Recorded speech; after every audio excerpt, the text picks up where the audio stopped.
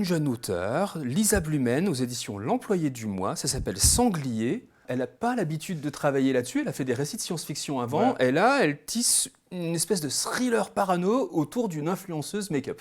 L'héroïne est une jeune femme qui, par passion, a monté une petite chaîne de tutos pour se maquiller comme il faut. Ouais. Et ça commence à décoller. Même au début de l'album, ça a déjà décollé, c'est son métier.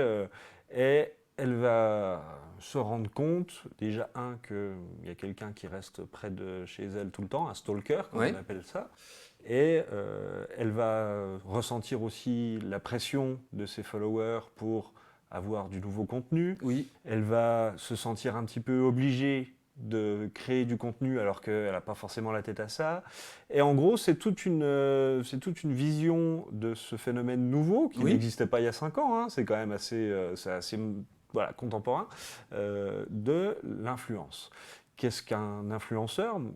En tant que libraire, je suis un peu un influenceur, Oui. mais à une petite échelle. Mais voilà, même en étant sur YouTube, on ne touche pas autant, on n'a pas une communauté. Et c'est cette communauté, c'est ce rapport ambigu à la fois de dépendance, d'affection et aussi de nécessité. Oui. Parce Et que, de haine aussi, parce qu'il y a beaucoup de haters sur Internet, Voilà, malgré, même parmi ses followers.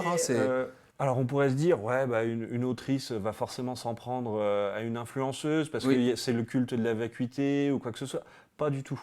Il y a vraiment un état des lieux complet sur à la fois le positif, les dérives commerciales, parce qu'évidemment c'est aussi abordé. Il y a la question de tu as un partenariat commercial, le produit est nul, mais est-ce que je peux vraiment le dire alors que la boîte me paye pour dire du bien de ça? Est-ce que mes followers vont accepter que je perde leur confiance? Enfin, voilà, Et c'est aussi, donc le bon côté, c'est elle va rencontrer une jeune femme sur un plateau et qui lui dit moi j'aime beaucoup regarder avec mon fils tes tutos, ça crée un lien entre nous. Donc voilà, c'est tout en subtilité, et aussi tout en tension, parce que comme tu le disais, c'est un thriller. Il y a toujours cette espèce de figure de stalker tout en arrière-plan. Va-t-il passer à l'action? Est-il inoffensif?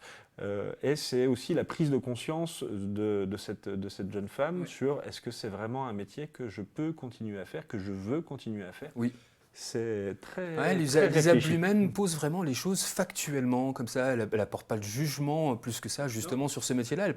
Elle crée son histoire autour de cette influenceuse. Et puis alors, le rose qu'elle utilise aussi dans ses dessins, ce rose bonbon, là, qui, au fur et à mesure de la lecture, nous arrache les yeux quand même. Mais c'est bien voulu, ça aussi. Il y a un côté saturation, écœurement, je trouve, dans les couleurs. Et c'est évidemment fait exprès. Cette espèce de chaleur omniprésente,